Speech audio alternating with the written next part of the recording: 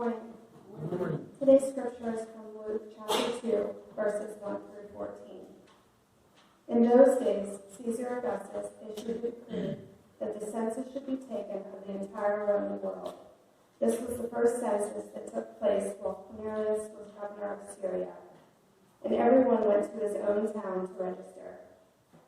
So Joseph also went from the town of Nazareth in Galilee to Judea, to Bethlehem, the town of David, because he belonged to the house and line of David.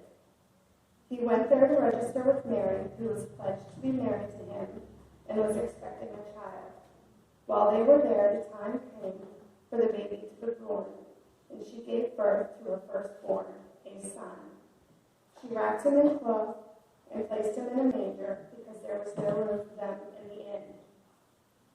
And there were shepherds living out in the fields nearby, keeping watch over their flocks at night. And the angel of the Lord appeared to them, and the glory of the Lord shone around them, and they were terrified.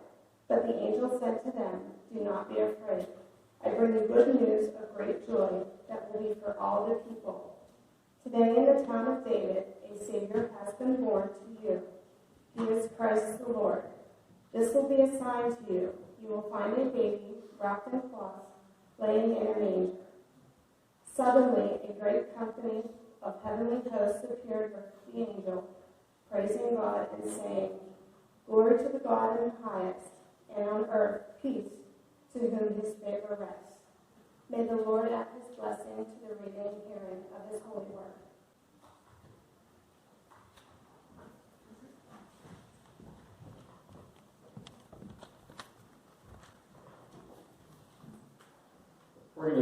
We're going to jump right into the sermon because some of it's long-winded during communion, so church is going to be a little bit late. So if you have to go, that's completely understandable. Let's start off with a word of prayer. God, we thank you for today, for this moment, for this time. We ask that you would speak to us on an individual basis and help us to apply whatever it is you teach us. We pray this in Jesus' name. Amen. I don't know if you feel it or not, but when you say there's 24 days left till Christmas, it always kind of feels like a weight pushing down. You know what I'm saying? And once you say, "Oh, Christmas is coming and it's coming soon," it's like boom, all that's up there. And it's not like an incredible soul-crushing sort of weight. It is instead kind of like a nagging, makes you feel uncomfortable kind of weight. The way this is, "Oh man, I got so much to do. I don't know if I'm going to have enough time to get it done." It's that weight, the weight that says, how do I squeeze all of this into these days that I have left? And I think part of the way it comes because Christmas came so early this year. You guys know? That was a joke, because it's always on December the 25th, and it doesn't actually move. But I think Thanksgiving came late this year. So between those two, it seems like we kind of lost a week because of how close those were together. And now we have so much jam-packed into these next 24 days. I mean, we've got lights to hang and a tree to put up and decorations to get out. We've got cookies and fruitcakes and all kinds of delicious things to purchase and to make. We've got movies to watch that are part of our tradition. We've got music to listen to. We've got presents to buy and wrap. I mean, there's a lot of things on this to-do list. And it's no wonder that there's kind of a nagging feeling pushing down on us all season long. And with stuff weighing us down, it's no wonder why Christmas is the time of year that has some of the highest recorded incidences of depression. Right around Christmas. So that's when depression seems to go way up. And we do have some things that kind of affect us about Christmas. We have things weighing us down. And we think about loved ones from the holiday who won't be here to share with us this year. We think of Christmases past that we will never have again. And just because it's Christmas, it doesn't mean that we're not going to have financial difficulty. It doesn't mean that goes away. It means that our finances are actually going to stretch even a little bit further than they already were. And you think about all these things, the depression and the finances and all this stuff we have to do weighing us down. And you think, okay, maybe Scrooge was right in saying bah humbug. You know what I mean? Maybe he had a point when he declared, "If I could work my will, every idiot who goes about with Merry Christmas on his lips should be boiled with his own pudding and buried with a stake of holly through his heart." He should. That seems kind of harsh and extreme, but maybe he is actually on to something. I mean, I definitely wouldn't say that we should be boiled in our own pudding, because that would take way too much pudding. But maybe a stance against commercialized Christmas would be the attitude that not only a Christian would be welcome having, but should actually have.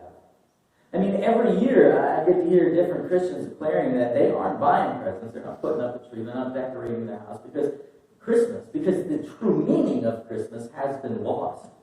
And they simply won't take part in this season because they want to celebrate the true Christmas, not a commercialized holiday season.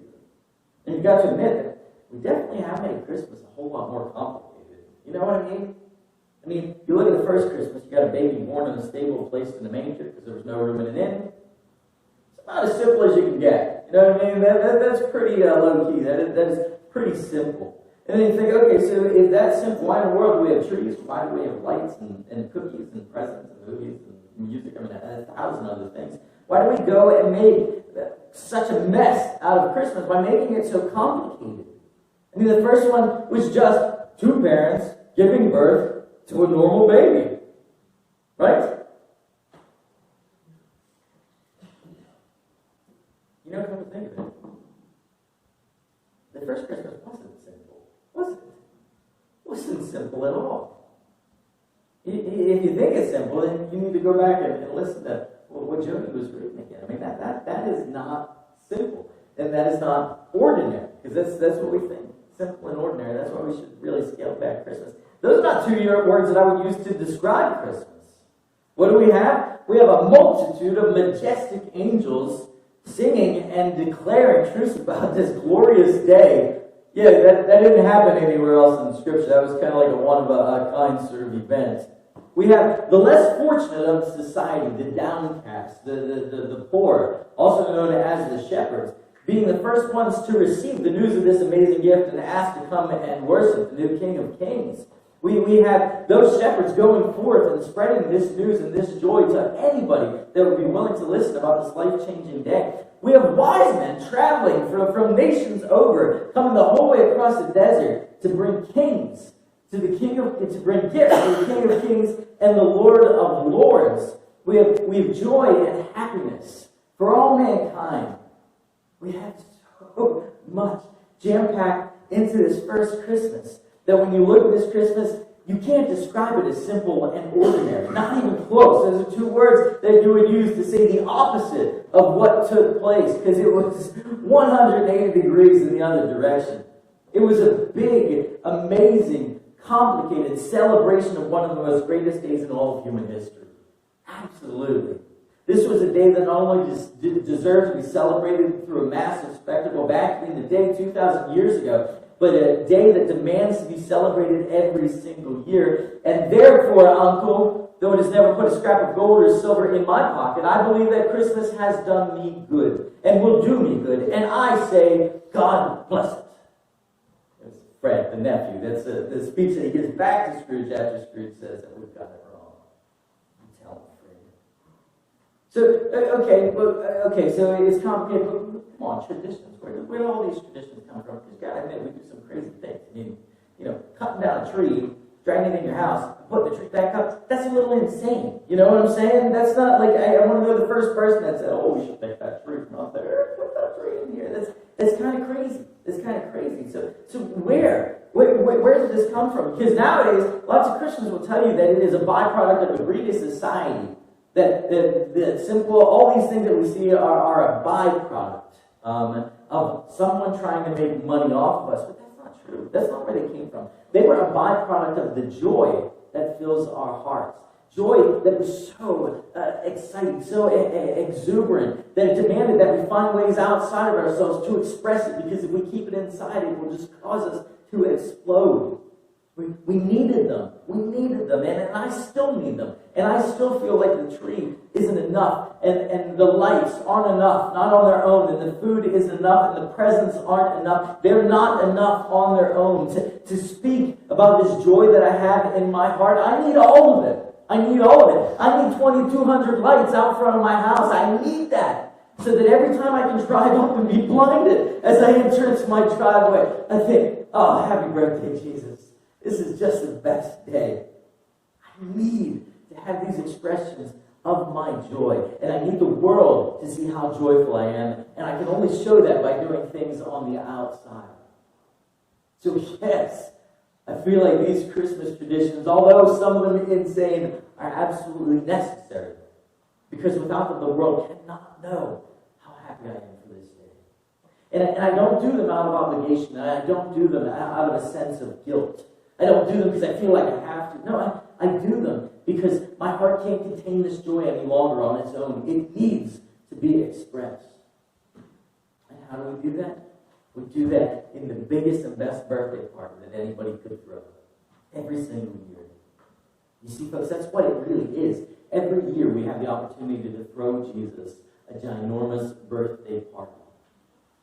And what do you do to make a birthday party special? You need food, and you need games, and you need decorations, and music, and presents, and everything else that makes a birthday party special. And what we're celebrating coming up at the end of this month is the most special birthday in all of human history. God has been made man to come and save us from our sins.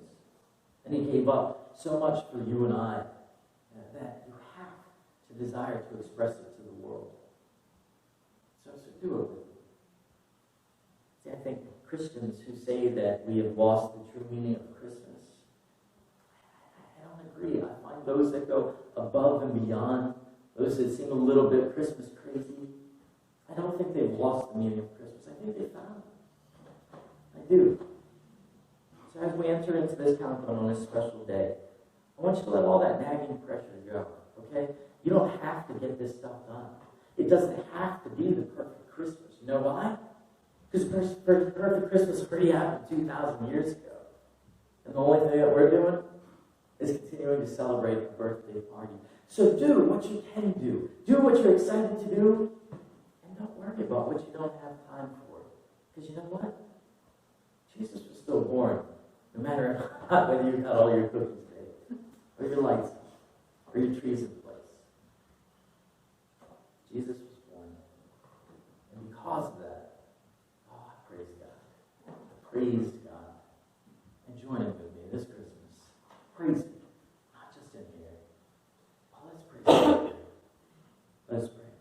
Dear God, man, we have so much joy in our hearts, God. When I think about this day, it floods me with your joy, God. I am so grateful for this gift. I'm grateful every day, every time I mess up, God. I am grateful for your gift, for my salvation. God, fill us with that joy, and fill us so full of that joy that we need to pour it out into all of these opportunities that we have around us. Let us never get a sense of burden pressing down on us because of what we have to do. But let us be filled with joy for the chance of what we can do. We pray this in Jesus' name. All God's